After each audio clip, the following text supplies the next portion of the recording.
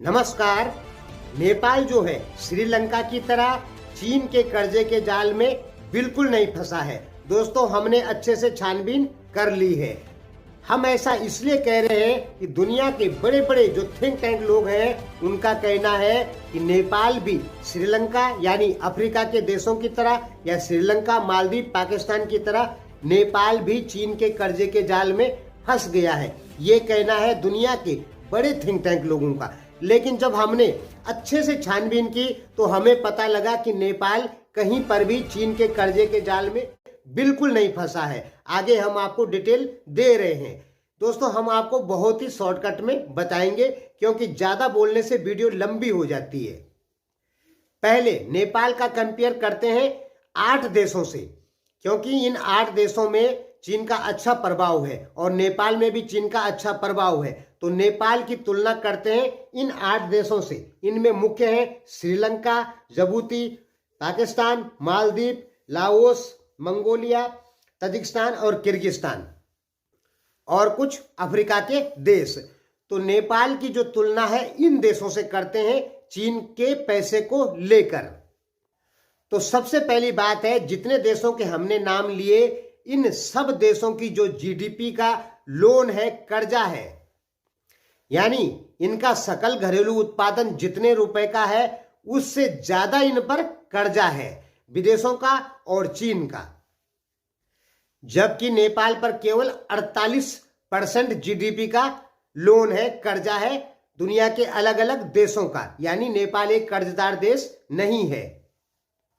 हालांकि प्रत्येक नेपाली के हिस्से में इस समय लगभग 52,000 रुपए नेपाली करेंसी कर्जा है एक नेपाली के ऊपर। दोस्तों, ये कोई ज्यादा नहीं है, क्योंकि दुनिया के और देश देखेंगे तो यहां पर ऐसे ऐसे देश आपको मिल जाएंगे कि जहां एक नागरिक के ऊपर 3-3 लाख रुपए का कर्जा है। तो जितने देशों के हमने नाम लिए थे इनके ऊपर जो विश्व का कर्जा है इनकी जीडीपी से ज्यादा है, और नेपाल के ऊपर जो वर्ल्ड का कर्जा है वो केवल 48% है नेपाल की जीडीपी का, यानी नेपाल कर्जदार देश नहीं है। दोस्तों, जीडीपी का 48% लोन होना ज्यादा नहीं होता है। हो सकता है नेपालियों को ये ज्यादा लगे, लेकिन ये ज्यादा नहीं होता है। यहां तो जापान जैसे देश जीडीपी का 107% ऊपर लोन ले रखे हैं। अब दूसरी बात है, हमने जिन देशों के नाम लिए इन देशों पर चीन का जो कर्जा है वो 18% से लेके और 42% तक है। यानी इन देशों ने जितना भी कर्जा लिया है उस कर्जे का 18 से और 42% चीन से ले रखा है, जिसकी ब्याज दर दुनिया में सबसे ज्यादा है। इसलिए ये देश जो है चीन के कर्जे में फंसकर अपने देश को बर्बाद कर बैठे। लेकिन अब नेपाल की बात करते हैं। नेपाल ने 2021 की नेपाल वित्त मंत्रालय की जो रिपोर्ट है उसके अनुसार नेपाल ने जो टोटल लोन कर्जा लिया है, विदेशी ऋण लिया है, उसका मात्र 3.39% केवल चीन से ले रखा है, यानी कम है। इन देशों ने 18 से 42% ले रखा है चीन से कर्जा, टोटल कर्जे का, और नेपाल ने टोटल कर्जे का लगभग 3.5% चीन से ले रखा है। तो दोस्तों, ये भी बिल्कुल ज्यादा नहीं है। तो जो लोग कह रहे हैं कि इन देशों की तरह, यानी श्रीलंका आदि जो देश हमने नाम लिए उनकी तरह नेपाल की भी अर्थव्यवस्था खत्म हो जाएगी और वो चीन के कब्जे में चले जाएगा, दोस्तों ऐसा फिलहाल तो दिख नहीं रहा है कि ऐसा नेपाल में हो रहा हो। अब आगे होगा तो हमें नहीं पता, लेकिन आज की जो मौजूदा स्थिति है उसमें नेपाल कहीं पर भी चीन के कर्जे के जाल में नहीं फंसा है। चीन ही नहीं दोस्तों, नेपाल कर्जे के जाल में बिल्कुल फंसा ही नहीं है, केवल 48% है। जबकि और देशों का, भारत का तो खुद भारत का 70% पहुंचने वाला है, अमेरिका 100% से ऊपर है, चीन भी काफी है। यानी दुनिया के जो बड़ी बड़ी आर्थिक महाशक्तियां हैं ये 70, 80, 90, 100% से ऊपर जीडीपी का कर्जे में फंसे हुए हैं। नेपाल नहीं फंसा है, वो केवल 48% में है अपनी जीडीपी का, और चीन का केवल लगभग 3.5%, टोटल कर्जे का केवल 3.5% चीन से ले रखा है नेपाल ने। तो कहां ज्यादा ले रखा है? आप सर्च कर सकते हैं या नेपाल वित्त मंत्रालय की रिपोर्ट पढ़ सकते हैं। तो भारतीयों को या दुनिया के जो बड़े थिंक टैंक लोग हैं उनको चिंतित होने की बिल्कुल जरूरत नहीं है। नेपाल चीन के कर्जे के जाल में अभी तक तो बिल्कुल नहीं फंसा है। अब बहुत सारे लोग कहते हैं भारतीय कि नेपाल में हर जगह चीन रोड सड़क बना रहा है। दोस्तों, वो नेपाल का अपना पैसा है, वो चीन का पैसा नहीं।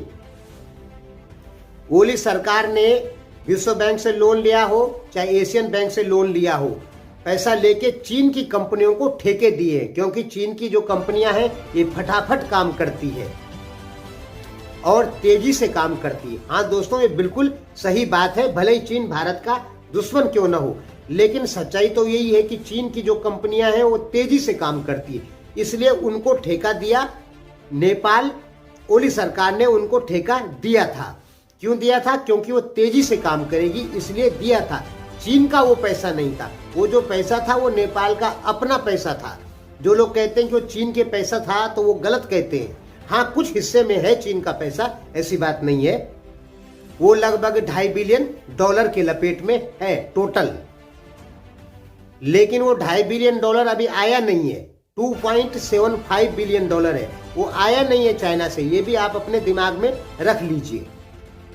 चीन से जो पैसा नेपाल में आया है विकास कामों के लिए या कर्जे के लिए, वो 2020 में हमने जो पढ़ा था वो था 17 अरब रुपए नेपाली करेंसी। अब दोस्तों पिछले 1.5 साल में ये बढ़ गया होगा, तो ये भी 17 अरब रुपए नेपाली करेंसी कोई ज्यादा नहीं होती। अब दोस्तों ये बहुत बढ़ गया होगा, लेकिन उतना ज्यादा नहीं बढ़ा है। अब नेपाली लोग कहेंगे कि हमको तो चीन ने अरबों खरबों डॉलर दिया है, क्योंकि नेपाल के कुछ विश्लेषक हैं, विष्णु भट्टराई या बालकृष्ण न्यूपाने जैसे बहुत सारे जो नेपाल के एनालिसिस करते हैं जो लोग, वो कहते हैं कि चीन ने हमें $1 खरब दिया। अभी विष्णु भट्टराई भी कह रहे थे ये बात, बालकृष्ण न्यूपाने भी कह रहे थे और भी कह रहे थे कि $1 खरब चीन नेपाल को देने जा रहा है। दोस्तों ये सरासर 100% झूठ है। पहले जानिए $1 खरब होता कितना है। नेपाल का टोटल सकल घरेलू उत्पादन जितना है, 3 साल का जितना है उतना होता है $1 खरब। यानी आप समझिए कि 3 साल तक नेपाल को चीन पालेगा, प्रत्येक आदमी को खाना खिलाएगा। $1 खरब इतना पैसा होता है।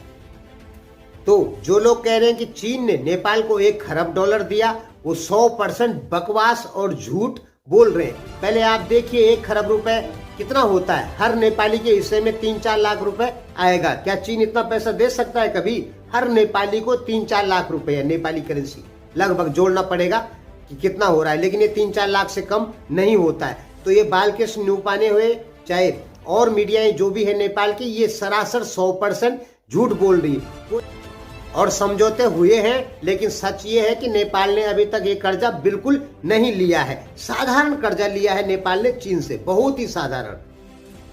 तो आप फाइनल समझ गए होंगे कि चीन ने या चीन के कर्जे के जाल में जो देश फंसे हैं उन पर चीन का जो कर्जा है वो टोटल कर्जे का 18 से और 42% के बीच में है, नेपाल पे 3.5%।